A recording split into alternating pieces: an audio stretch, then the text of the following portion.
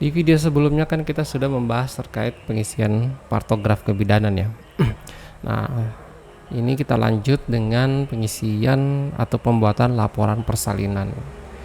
Masih dari menu rawat inap ya. Kemudian ini form RMA seperti biasa, rom bersalin, kemudian kita pilih laporan persalinan. Oke. Di sini sudah ada beberapa form mulai dari keadaan ibu, keadaan anak, Apgar skor, resusitasi, dan ikhtiar persalinan.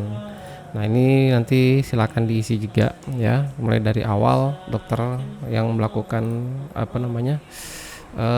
penolong persalinan, kemudian bidan, tanggal dan jam pelaporan dibuat. Oke. Seperti biasa isiannya juga nanti tinggal diisi saja. Keadaan umum ibu ketika melahirkan seperti apa, keadaan umum si ibu ya, tekanan darahnya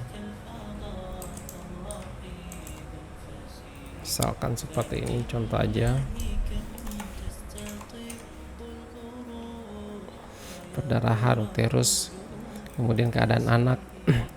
Nah, satu hal yang perlu diperhatikan adalah di bagian Apgar skor dan resusitasi ya. Kita tahu bahwa di sebelumnya di bagian registrasi untuk bayi lahir ini kan sudah ada sebenarnya Apgar skor dan resusitasi. Setelah laporan persalinan ini dibuat, pasien kemudian si bayi perlu diregistrasi ya untuk keperluan pertama pendaftarannya ke rawat inapnya. Apakah nanti akan dirawat gabung dengan ibu atau dirawat terpisah, dan juga untuk pelaporan CRS ya. Jadi datanya nanti akan dilanjutkan ke bayi lahir.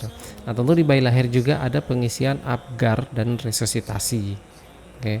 Nah, untuk bayi yang lahirnya di ruang VK, ruang bersalin, ketika mengisi laporan persalinan karena sudah ada Apgar skor, tentunya nanti ketika diregistrasi bayi lahir dan sudah ada data laporan persalinannya, maka Apgarnya itu nanti akan diambil dan ditampilkan di bagian registrasi bayi sehingga tidak perlu lagi diisi gitu. Jadi urutannya sih memang harus laporan persalinan dulu.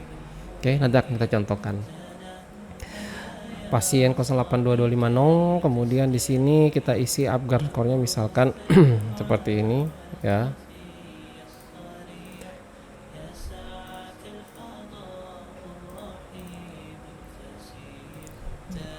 Kemudian resusitasinya dilakukan saja ya. Oke. Kemudian coba kita simpan hasil laporannya nanti seperti ini ya. Kita masuk ke bayi lahir. Kalau tadi ini ya. Oke. Nah, ketemu, kita masuk ke bagian Apgar dan resusitasinya. Nah, ini datanya sudah terisi dengan keterangan data Apgar sudah terisi di laporan persalinan. Jika ada perubahan, maka lakukan perubahan tersebut di laporan persalinannya ya. Nah, kalau misalkan kita bandingkan dengan pasien lain yang mungkin belum ada laporan persalinannya, nah di bagian Apgarnya ini kita bisa isi ya.